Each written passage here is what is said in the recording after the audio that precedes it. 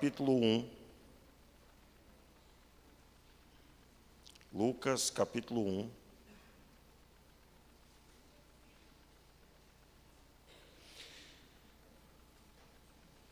A palavra de Deus diz, versículo 26.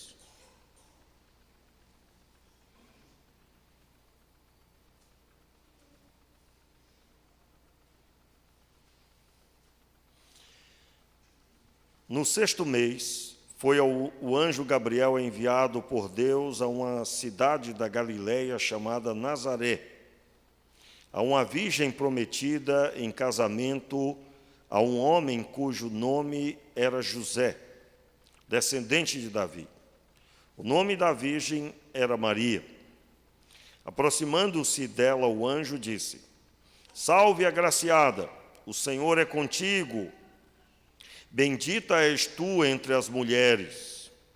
Ela, porém, se perturbou muito com essa palavra e pensava que saudação seria essa. Disse-lhe então o anjo: Maria, não temas, achaste graça diante de Deus. Engravidarás, vamos repetir, engravidarás e darás à luz um filho, e lhe porás o nome de Jesus. Vamos repetir na tela. Você ficará grávida e dará à luz um filho, a quem chamará pelo nome de Jesus. Só até aí. Pai, oramos pedindo a Tua graça, a Tua misericórdia, o Teu nome sobre cada um aqui e que seja, Pai, cada um abençoado. Em nome de Jesus, amém. Meus irmãos, nós estamos falando sobre família, um projeto de Deus. E nós estamos exatamente mencionando agora a conduta da pessoa da esposa, na pessoa de Maria. Maria, ela foi escolhida por Deus para ser a mulher o qual o Senhor viria à terra. O Filho único de Deus viria à terra. O Espírito Santo gerou Jesus no ventre de Maria. Logo aí em seguida, ela pergunta, o texto diz, no verso 32, ele será grande e será chamado Filho do Altíssimo. O Senhor Deus lhe dará o trono de Davi, seu pai. Ele reinará eternamente sobre o povo de Jacó e o seu reino não terá fim. Disse Maria ao anjo, verso 34, como se fará isso, visto que não tenho relação com homem algum? Respondeu-lhe o anjo: descerá sobre ti o Espírito Santo e o poder do Altíssimo te cobrirá com a sua sombra. Por isso, aquele santo que de ti nascerá será chamado Filho de Deus. Nós ministramos na quarta-feira falando sobre a humildade de Maria e é claro, eu quero deixar claro aqui para você, muito esclarecido, Maria reconhece a sua pequenez com a sua humildade, ela se porta cheia de fé para com o que foi dito, e nós fizemos até uma comparação com a conduta de Zacarias, que logo no capítulo 1 também recebe o anúncio do nascimento do seu filho. Você sabe que Zacarias foi repreendido pelo anjo porque ele estabeleceu uma fala de incredulidade, no sentido de que ele expressou que já era velho, e que como que isso seria se ele já era alguém de avançada idade. Ele foi repreendido quando o anjo disse que ele ficaria mudo e não falaria até o dia do cumprimento. Nós fizemos a análise das palavras de Zacarias, pai de João Batista. Nós observamos a conduta de João Batista, aliás, de Zacarias, e depois observamos a fala de Maria quando ouviu a respeito. A fala de Maria foi uma fala de fé. Como se dará isso? O texto diz, como se dará isso se eu não tenho relação com homem algum? Versículo 34, acompanhe. Como se fará isso, visto que não tenho relação com homem algum? Ela estabelece que acontecerá, ela só queria saber como. Já na fala de Zacarias, ele expressa que ele era avançado em idade, ele e sua esposa. Como se dará isso se eu sou avançado em idade? Veja a diferença. Ela pergunta como acontecerá, somente como acontecerá, porque ela crê que acontecerá. E ela pergunta assim muito devidamente porque ela não tinha tido relação ainda. E ela expressa com isso dizendo, olha, eu só sei que há um meio de ter uma criança. Mas, diante de Deus, o que eu pergunto, como se dará isso? Ela pergunta. E o anjo responde livremente. Ele explica como acontecerá. Tu serás envolvida pelo Espírito Santo, ele te cobrirá e você receberá a geração dele no seu ventre, em outras palavras.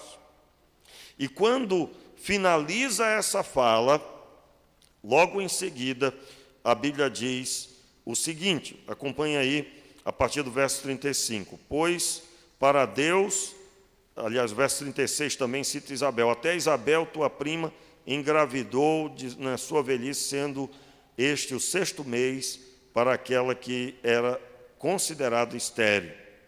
Pois para Deus nada é impossível. Disse então Maria, olha as palavras de Maria, eu sou a serva do Senhor. Repita aí comigo, eu sou a serva do Senhor. Cumpra-se em mim conforme a tua palavra. E o anjo a deixou. Então, o texto segue dizendo que Maria vai visitar Isabel. Mas, logo em seguida, no versículo 46, nós temos aí o cântico de Maria, que eu, na verdade, chamo de oração. E é uma fala de declaração de Maria, que ela diz assim, disse Maria, a minha alma engrandece ao Senhor.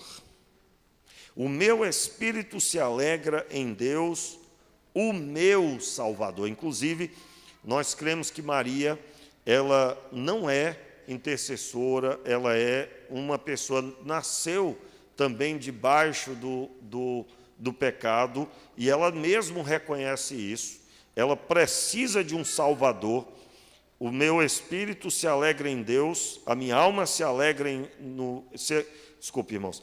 A minha alma engrandece ao Senhor, e o meu espírito se alegra em Deus, o meu Salvador. Se ela declara assim, porque ela entendia que ela era também alguém necessitada de salvação. Pois olhou para a humildade da sua serva, desde agora, todas as gerações me chamarão bem-aventurada. Quando o verso 48 declara, olhou para a humildade da sua serva, Maria não está falando que ela é humilde. Até porque a pessoa se autodeclarar humilde não é nada humilde. Mas ela está falando de uma família que não tinha nenhuma expressão no meio da multidão de Israel. A humildade da sua serva, você pode até colocar várias traduções, você vai chegar à seguinte conclusão. Ela está falando, quem sou eu nas terras de Israel? Quem sou eu dentre todo o povo de Israel? Aliás, isso me lembra uma fala de Davi. Quando Davi estava diante de Saul, e ele poderia ter cobrado de Saul a filha que casaria com quem vencesse Golias. Davi não recebeu das mãos de Saul a filha prometida. Mas quando lhe disseram, olha, foi prometido que você se casaria com ela. E ali dá a entender claramente como que as pessoas apertando Davi, buscando expor Davi, para que ele arrumasse uma briga com Saul. É nesse trecho que Davi diz, quem sou eu na casa de Israel? E quem é a minha família?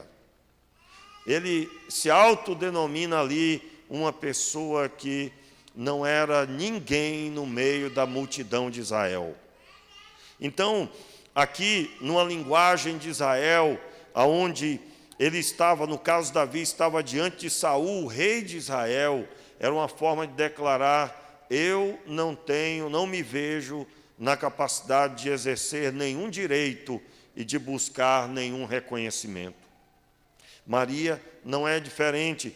Ela declara desta forma: quem sou eu no meio da minha nação? Quem sou eu no meio das milhares de famílias de Israel?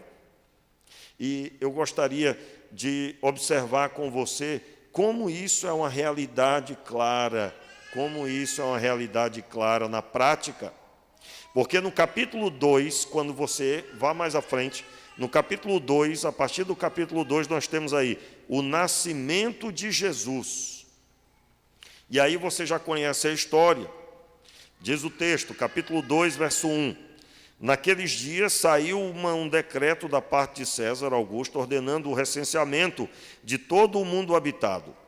Este primeiro recenseamento foi feito quando Quirino era governador da Síria. Todos iam alistar-se, cada um à sua própria cidade. Assim, subiu José da Galileia, da cidade de Nazaré, à Judéia, a cidade de Davi, chamada Belém, porque pertencia à descendência de Davi. Eles pertenciam à descendência de Davi. Verso 5, vamos lá?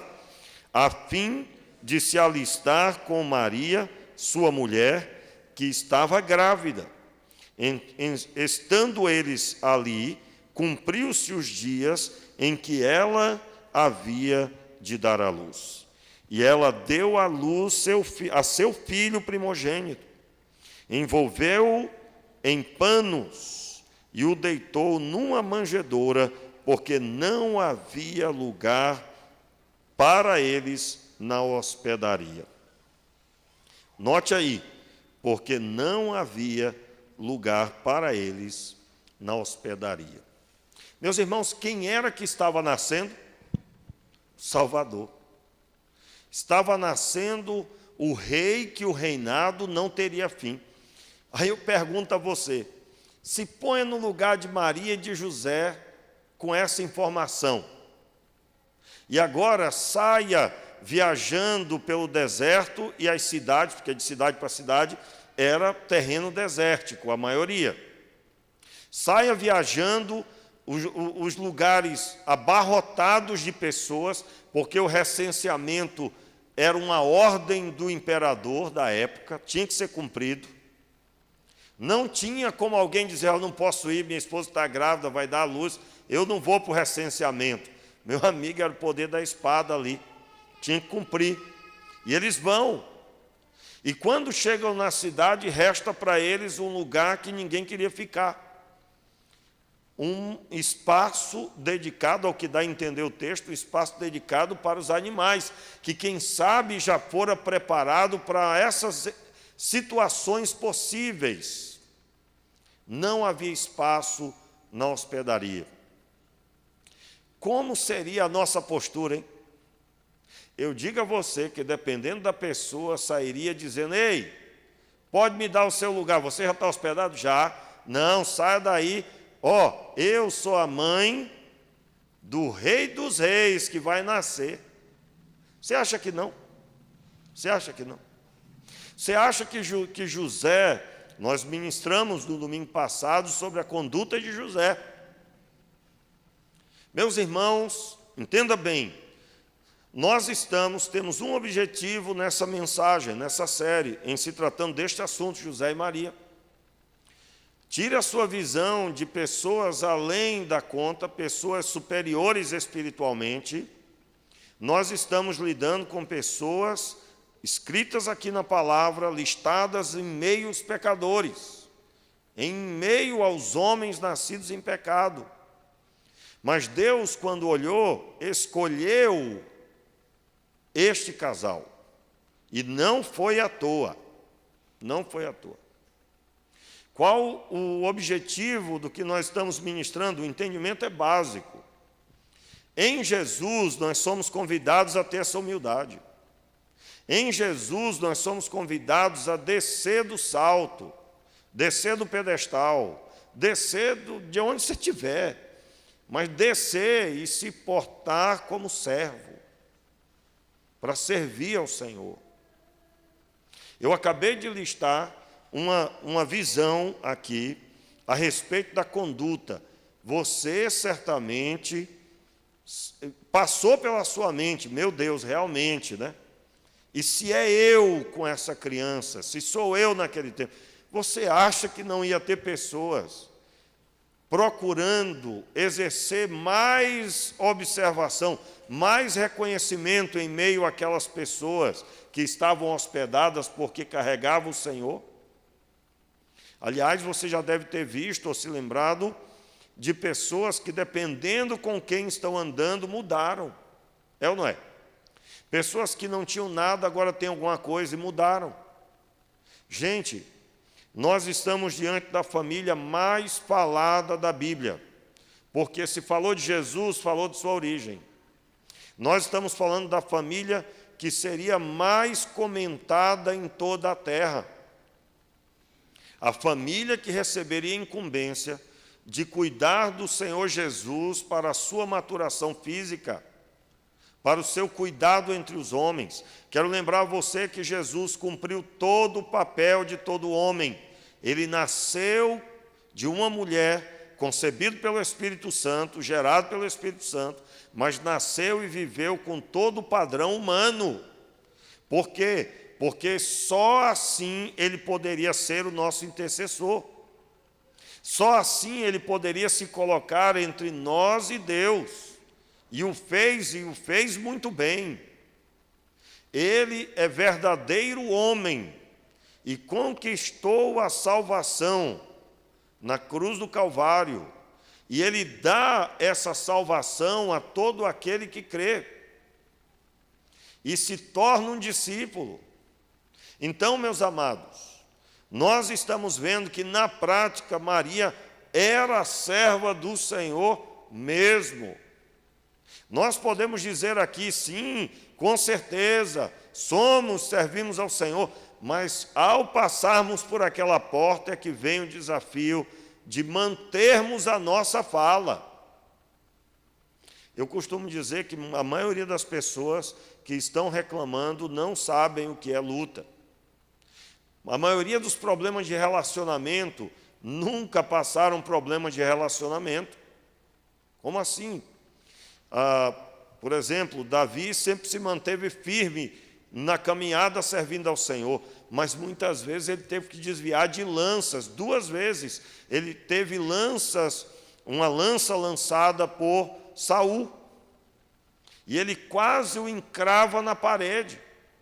E quando você ia falar com Davi, você vê os textos, Davi continuava humilde, respeitando o seu rei.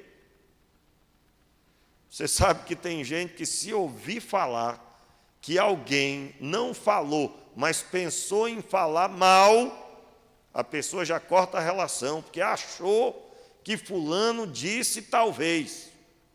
É ou não é verdade? Quem nunca viu isso, né, irmãos? Hoje à tarde mesmo eu estava vendo um programa, mostrava lá uma família e aquelas intrigas de família e tal, e ali o caso de uma moça que se casou com o filho de uma senhora, e a moça conseguiu colocar o filho contra a mãe, e dividiu a família toda, e ali o filho não falava mais com a mãe.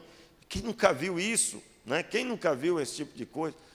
E por isso que uma coisa que eu agora estou mudando muita coisa no curso de noivos, uma delas é que eu já estou dizendo agora no começo do curso, é uma das primeiras falas minhas no primeiro encontro. Já vou dizendo logo para você, você está casando também com a família do outro, tá?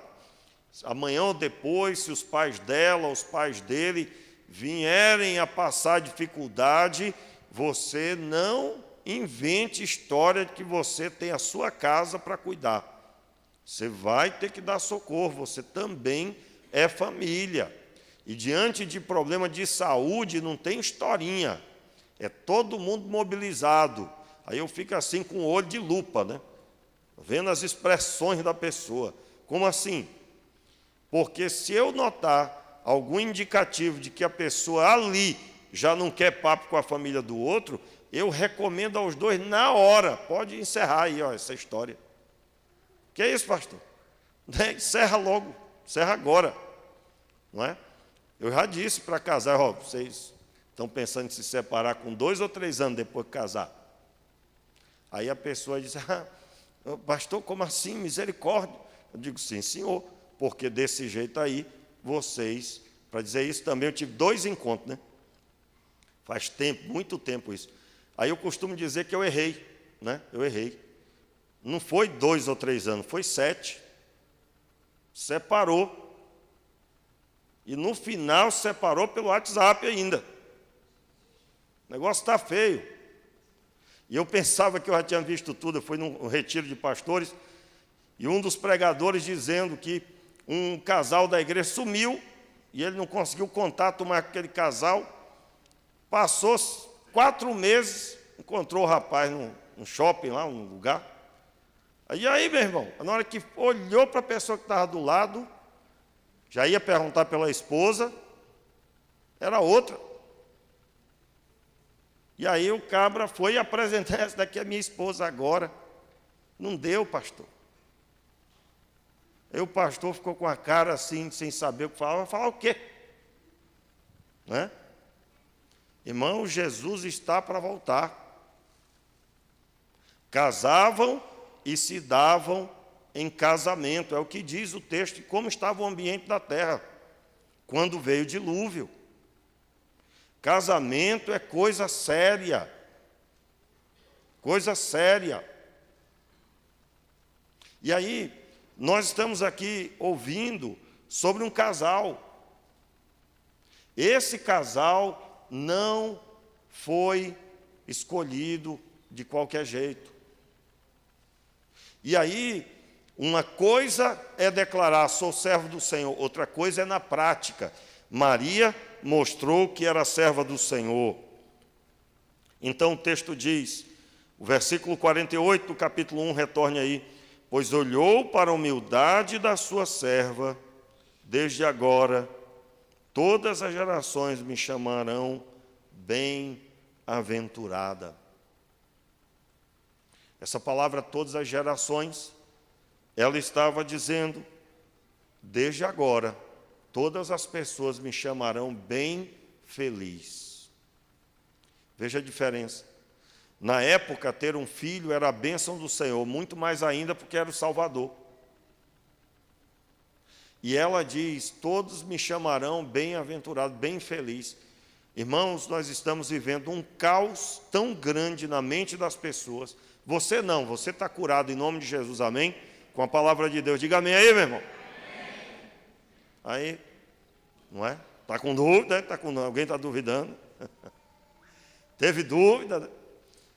Olha só, o negócio está tão sério que hoje em dia é arriscado você, quando ouve de alguém, estou grávida, a pessoa está arriscado a dizer, e agora o que será de mim?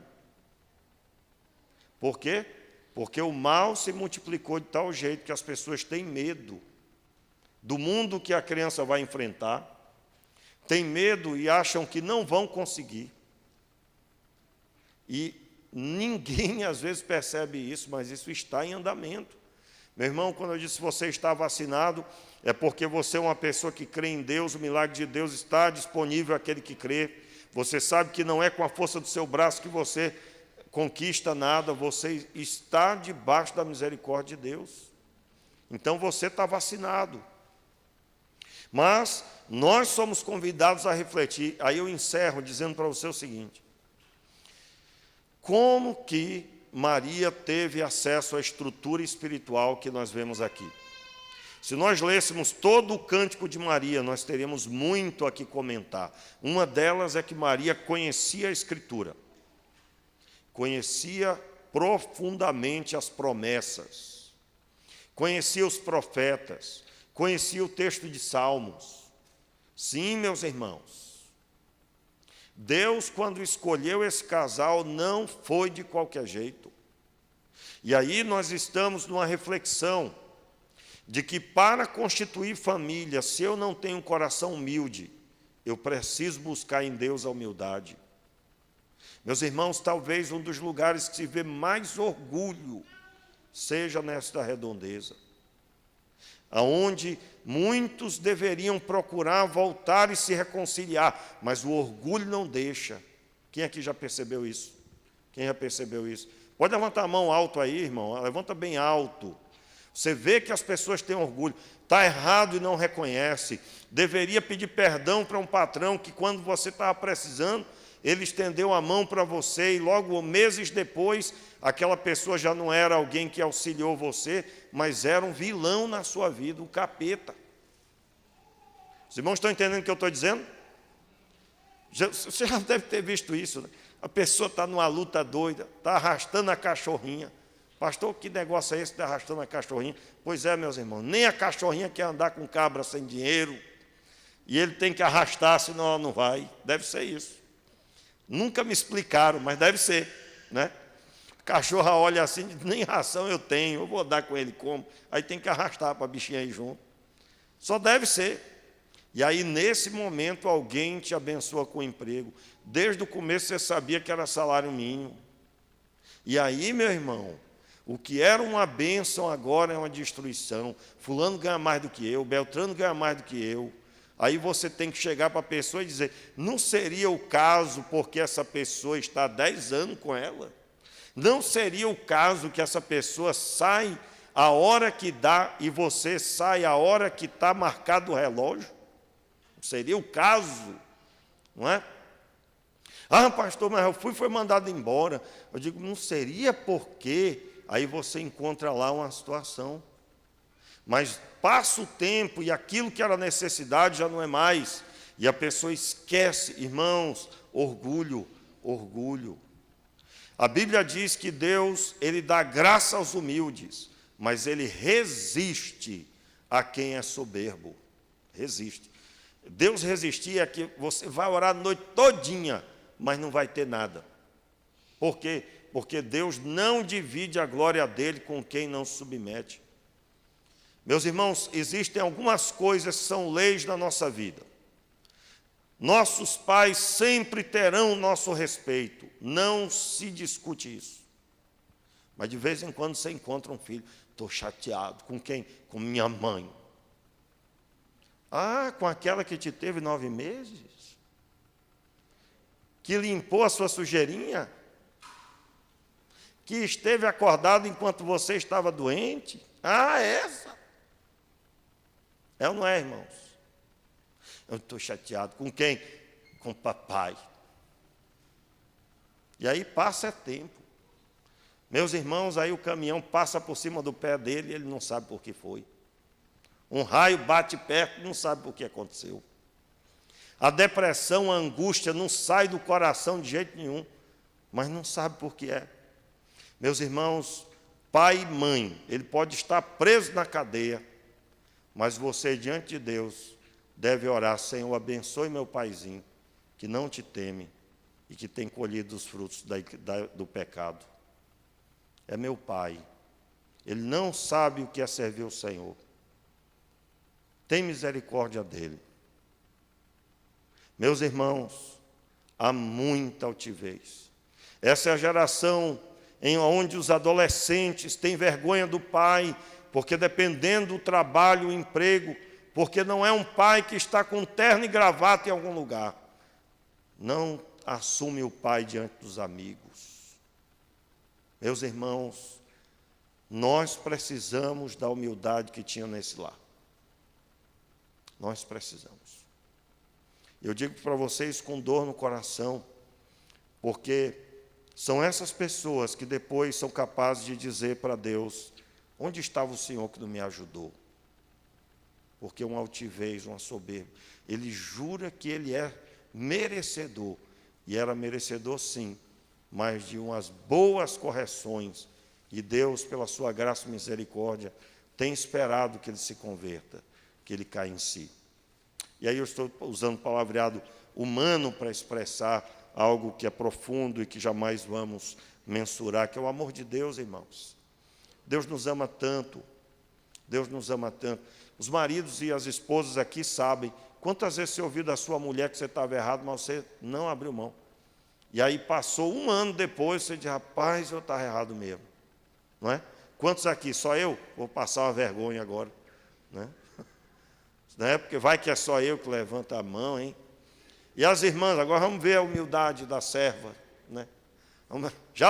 Agora eu gostei, já levantaram foi a mão, né? Eu nem expliquei, a irmã já estava ali.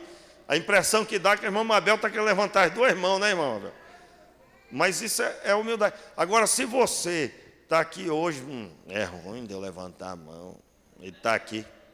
Ele está aqui, pastor. Quando terminar o culto, ele vai querer saber do que. Você acha que não tem um marido ou outro que sabe que estava errado, um ano depois, eu estava errado, mas não reconheceu para a mulher, porque temia ela agora ficar de peito cheio, né? Ficar toda crescendo para cima dele, dizendo, olha, tu ouve a tua mulher, né?